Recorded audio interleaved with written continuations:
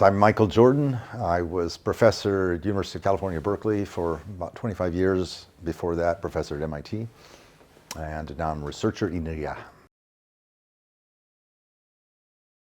Well, I don't think of myself as an AI researcher in the classical sense. I worked on machine learning for many, many years. So it's a statistical, data processing, inferential, making decisions field. And as data got larger and larger and larger, and more companies had it and wanted to make automatic decisions, the stakes became higher. There was more interesting things to do.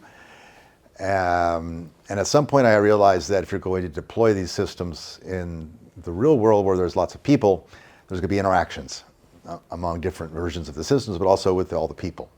And there's got to be talk about the incentives for players to play in these games. Why should people do this?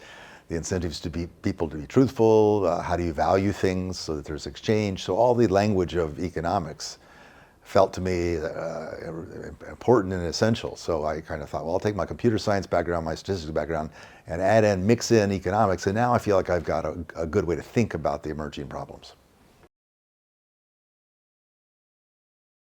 You know, I mean, really, honestly, many reasons. Not any one in particular. I'm just at a certain age. I'm curious. I want to be in different places, not the same place my entire life.